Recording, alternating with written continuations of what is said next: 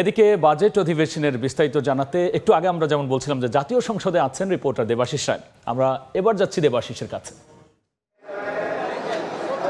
মূলত 2024-25 অর্থ বছরের এটি একটি যে বাজেটটি উত্থাপন করা হলো সেই বাজেট কিন্তু আসলে আজকে প্রথম দিন এবং এই বাজেটের উত্থাপনের মধ্য দিয়েই কিন্তু আসলে নতুন বছরের একটি আর্থিক আয় ব্যয়ের যে খতিয়ান অর্থাৎ রাষ্ট্রীয় আয় ব্যয়ের যে খতিয়ান সেই খতিয়ান একটি প্রক্ষেপণ তুলে ধরা হয়েছে প্রস্তাবনা আকারে। সেটি অর্থমন্ত্রী এইচ মাহমুদ আলী সেটি উত্থাপন করেছেন এবং সেটির উপরে দীর্ঘ 2 ঘন্টা কিন্তু উদ্বোধনী সেশনের আলোচনা হয়েছে। এরপরে আমরা লক্ষ্য করছি যে একে একে সংসদ সদস্য যারা রয়েছেন, আইন প্রণেতা যারা রয়েছেন, একই সঙ্গে সঙ্গে মন্ত্রী পরিষদের সদস্য যারা রয়েছেন তারা কিন্তু একের পর এক তারা সংসদ ভবনের অধিবেশন কক্ষ থেকে বের হয়ে আসছেন এবং আমরা তাদের সঙ্গে যতটুকু আমরা জানতে পেরেছি তাদের সঙ্গে প্রতিক্রিয়া নেওয়ার চেষ্টা করেছি।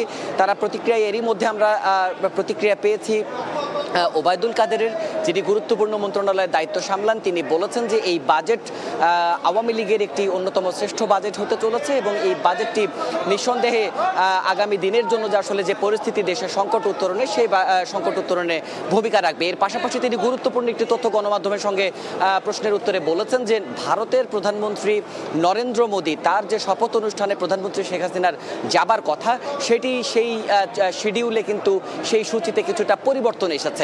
অর্থাৎ প্রধানমন্ত্রী শেখ হাসিনা আগামীকাল যাবার কথা ছিল দিল্লিতে, সেটি পরিবর্তন করে সেটি আগামী শনিবার করা হয়েছে। শনিবার সকালে প্রধানমন্ত্রী শেখ হাসিনা দিল্লি সফরে যাবেন। এর পাশাপাশি রাশেদ খান মেনন তিনিও বাম নেতা, তিনিও বাম দলের প্রতিনিধিত্ব করেন জাতীয় সংসদে, কিন্তু জোটগতভাবে 14 দলীয় জোট থেকেই তিনি সংসদে রয়েছেন। সেই জায়গাটি থেকে কিন্তু তিনি অভিযোগ করেছেন এই বাজেটে সন্তুষ্ট হবার মতো তেমন কোনো উপাদান তিনি পাননি।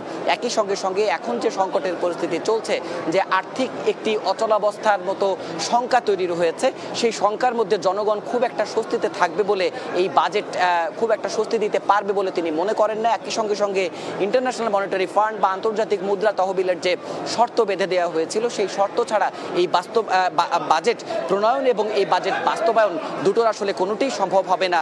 রাশেদ খান মেননের মন্তব্য কিন্তু তেমনই। এর পাশাপাশি সালমান এফ রহমান সরকারের গুরুত্বপূর্ণ পদে রয়েছেন, তিনিও মন্তব্য করেছেন যে এই বাজেটটি স্বাভাবিকভাবেই হয়তোবা যদি পুরোপুরি বাস্তবায়ন করা যায় সেক্ষেত্রে দেশের অর্থনীতি যেমন এগোবে, একই সঙ্গে সঙ্গে গণমানুষের কষ্ট অর্থাৎ আর্থিক কষ্ট কিছুটা লাঘব হবে। এর পাশাপাশি কথা বলেছেন আব্দুল লতিফ সিদ্দিকী সহ আরও যারা সংসদ সদস্য রয়েছেন সরকার দলীয়, তারাও মন্তব্য করেছেন এবং তাদের সবারই একটাই কথা যে এই বাজেটটি গণমুখী হয়েছে এবং এই বাজেটটির পূর্ণ বাস্তবায়নই এখন মূল চ্যালেঞ্জ। এর পাশাপাশি আপনারা জানেন যে বৈশ্বিকভাবে যে আর্থিক একটি অচলাবস্থার পরিস্থিতি চলছে, যুদ্ধ এবং করোনা পরবর্তী বা মহামারী পরবর্তী যে বৈশ্বিক অচলাবস্থা, সেটির মধ্যে কিন্তু বাংলাদেশের মতো দেশগুলো ঘুরে দাঁড়ানোর চেষ্টা করছে।